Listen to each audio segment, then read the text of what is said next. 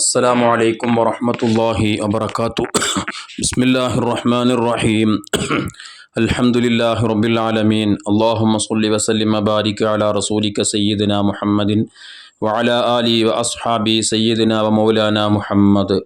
ഇടപാടുകൾ നടത്തുമ്പോൾ വളരെയധികം സൂക്ഷ്മത പുലർത്തുക എന്നുള്ളത് വിശ്വാസികൾ ശ്രദ്ധിക്കേണ്ടുന്ന കാര്യമാണ്.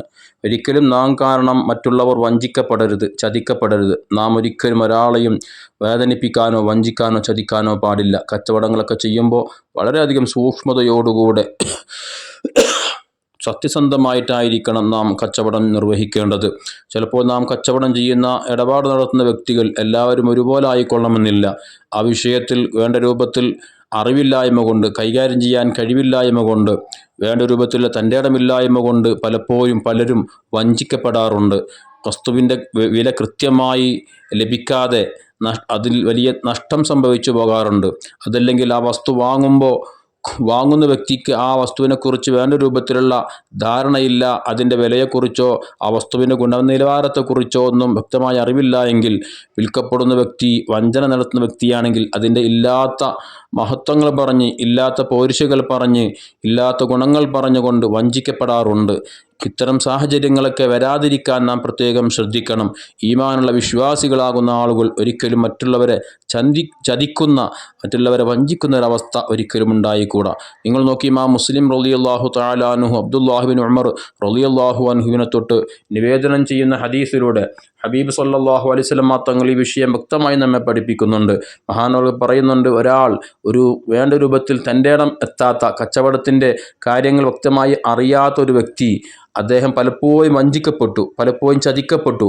അതുകൊണ്ട് തന്നെ അദ്ദേഹത്തിൻ്റെ കുടുംബവും മറ്റുമൊക്കെ, നിങ്ങൾ ഈ കച്ചവടത്തിൽ നിൽക്കണ്ട, നിങ്ങൾക്ക് ഈ വേണ്ട രൂപത്തിൽ കച്ചവടം ചെയ്യാനുള്ള പക്വത കൊണ്ട് തന്നെ കച്ചവടം ചെയ്താൽ നിങ്ങൾ ധനം നഷ്ടപ്പെട്ടു പോവുക എന്നല്ലാതെ ഒരിക്കലും നിങ്ങൾക്ക് ലാഭം ഉണ്ടാക്കിയെടുക്കാൻ കഴിയില്ല, അതുകൊണ്ട് മാറി നിൽക്കണമെന്ന് അദ്ദേഹത്തോട് പറഞ്ഞപ്പോൾ മഹാനായ ആ സ്വഹാബി വളരെ വേദനയോടെ, പ്രയാസത്തോടെ ഹബീബായ മുത്തുനബി സല്ലല്ലാഹു അലൈഹി വസല്ലം തങ്ങളെ സമീപിച്ചുകൊണ്ട് അദ്ദേഹം പറയുന്നുണ്ട്, യാ റസൂലല്ലാഹ്, യുഖ്ദഉ ഫിൽ ബിയൂഉ, കച്ചവടം നടത്തുമ്പോൾ എന്നെ വഞ്ചിക്കപ്പെടുന്നു നബിയെ, ചതിക്കപ്പെടുന്നുണ്ട്, ഞാൻ എന്ത് ചെയ്യണം? മുത്തുനബി സല്ലല്ലാഹു അലൈഹി വസല്ലം തങ്ങളുടെ പരിഹാര മാർഗം തേടി വന്ന അദ്ദേഹത്തോട് ഹബീബ് സല്ലല്ലാഹു അലൈഹി വസല്ലം തങ്ങൾ പറഞ്ഞു, ഇദാ ബയഅത ഫഖുൽ ലാ ഖിബാലത, നിങ്ങൾ കച്ചവടം ചെയ്യുമ്പോൾ കച്ചവട സാധനം വാങ്ങാൻ വേണ്ടി വരുന്ന ആളോട്, അല്ലെങ്കിൽ വിൽക്കാൻ വേണ്ടി വരുന്ന ആളോട് നിങ്ങൾ പറയാം, ലാ ഖിബാലത, വഞ്ചിക്കരുത് കേട്ടോ, ചതിക്കരുത്.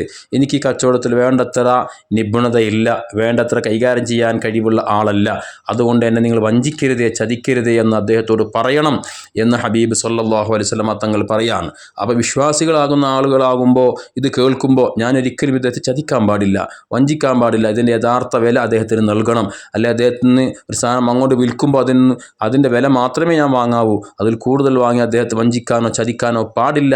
അതൊരു വിശ്വാസിക്ക് ചേർന്ന കാര്യമല്ല എന്നൊരു ബോധം വിശ്വാസികൾക്ക് വരുമല്ലോ. അതുകൊണ്ട് തന്നെ ആ ഓർമ്മപ്പെടുത്തൽ നിങ്ങൾ പറയണമെന്ന് ഹബീബ് സല്ലല്ലാഹു അലൈഹി വസല്ലം തങ്ങൾ പഠിപ്പിക്കുകയാണ്. അപ്പോൾ അതുകൊണ്ട് തന്നെ വിശ്വാസികളാവട്ടെ അല്ലാത്തവരാവട്ടെ ആരെയാണെങ്കിലും കച്ചവടം ചെയ്യുമ്പോഴും വാങ്ങുമ്പോഴും കൊടുക്കുമ്പോഴൊക്കെ മാന്യമായ രീതിയിലായിരിക്കണം അതിൽ ഇടപെടേണ്ടത്. ഒരിക്കലും ഒരാളെ നമ്മാൽ വഞ്ചിക്കപ്പെടാൻ, ചതിക്കപ്പെടാൻ പാടില്ല. ആഖിറം എന്നൊരു ലോകം നമുക്ക് വരാനുണ്ട്. അവിടെ നാം ചെയ്യുന്ന എല്ലാ കാര്യങ്ങളെക്കുറിച്ചും ചോദ്യം ചെയ്യപ്പെടുന്നുള്ള ചിന്ത, ഒരു ബോധം നമുക്ക് വേണം. അല്ലാഹു തആല തഖ്വയധിഷ്ഠിതമായ ജീവിതം നയിക്കാനുള്ള തൗഫീഖ് നമുക്ക് നൽകട്ടെ. ആമീൻ. അസ്സലാമു അലൈക്കും വറഹ്മത്തുള്ളാഹി വബറകാതുഹു.